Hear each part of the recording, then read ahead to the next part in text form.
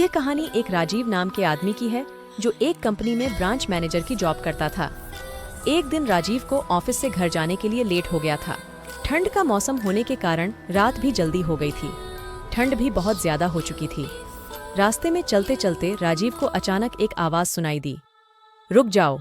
राजीव वहीं पर ही रुक गया और पीछे मुड़ के देखा, लेकिन पीछे कोई भी नहीं था। फिर से वही आवाज सुनाई दी, आगे देखो।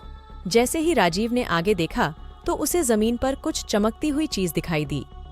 राजीव भाग के उस चीज के पास गया और देखा तो यह कोई साधारण चीज नहीं थी, बल्कि एक चमकता हुआ हीरा था। उसने वह हीरा अपने हाथ में लिया।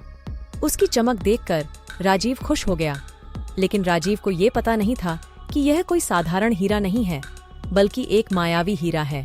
अचानक उस हीरे में से आवाज आई, अगर तुम्हें और हीरे चाहिए तो इस जमीन को खोदो।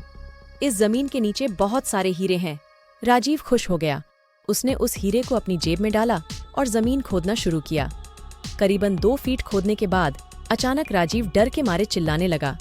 इसके कारण उसका संतुलन खो गया और जमीन पर गिर पड़ा, क्योंकि उस गड्ढे में से हीरे मोती नहीं बल्कि किसी इंसान का कटा हुआ सर मिला। अचानक वह सर हवा में उड़ने लगा और बोला, डरो मत, मैं तुम्हें कोई हानि नहीं पहुंचाऊंगा। मैं तुम्हें बहुत सारे हीरे भी दूंगा। बस मेरी बात ध्यान से सुनो। मैं जहां जाता हूं वहां मेरे पीछे आओ। फिर वह सिर हवा में उड़ा और जंगल की ओर बढ़ने लगा।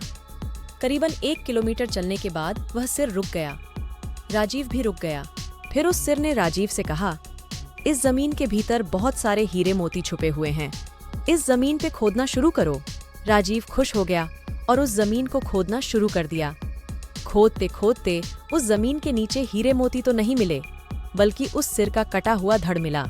उस सिर ने कहा, अब तुम्हें एक आखिरी काम करना है, उसके बाद मैं तुम्हें माला माल कर दूंगा। तुम्हें कहीं से भी एक लोटा खून लाना होगा। राजीव ने कहा, पर मैं एक लोटा खून कहाँ से लाऊंगा? उस सिर ने कहा, चलो मेरे साथ। वो डरावना चेहरा राजीव को साथ लेकर थोड़ी दूरी पे गया। वहां उसने एक आदमी को जाते हुए देखा। वो चेहरा बोला, उस आदमी का सिर काटकर उसका खून ले आओ। राजीव डर गया और बोला, नहीं नहीं, यह मुझसे नहीं होगा। मैं यह नहीं कर सकता। अगर तुमने यह काम नहीं किया तो मैं तुझे बहुत बड़ी मुसीबत में डाल दूंगा। फिर तुम्हारी पूरी जिंदगी नर्क बन जाएगी। राजीव ने हाथ जोड़कर उसे कहा, मुझे माफ कर दो। अगर मैंने उसे मारा तो मुझे पुलिस गिरफ्तार कर लेगी और मुझे जेल जाना पड़ेगा। उस सिर ने अपने तंत्र मंत्र की शक्ति से एक चाकू और लौटा प्रकट किया और गुस्से से बोला, अगर तुम मेरा यह काम नहीं करोगे तो मैं तुम्हारे पूरे परिवार को मौत के घाट उतार दूंगा। राजीव ने मजबूरी में आकर उस आदमी को मार डाला और उसका खून लेकर उस सिर के पास गया। वो सिर खून को देखकर बहुत खुश हुआ और बोला, ये खून मेरे शरीर पे डाल दे। उस सिर के कहने पर राजीव ने खून को उसके शरीर पे डाल दिया। फिर कुछ ही देर में वो कटा हुआ सिर उस शरीर पे जुड़ गया। यह सब देखकर राजीव की हालत अब खराब होने लगी। वो उस भूत को देखकर काफी डर गया। जैसे ही वो भूत जिंदा हुआ तो जोर जोर से हंसने लगा और डरावनी आवाज में बोला, तुमने बहुत बड़ी गलती कर दी कि मुझे फिर से जिंदा कर दिया।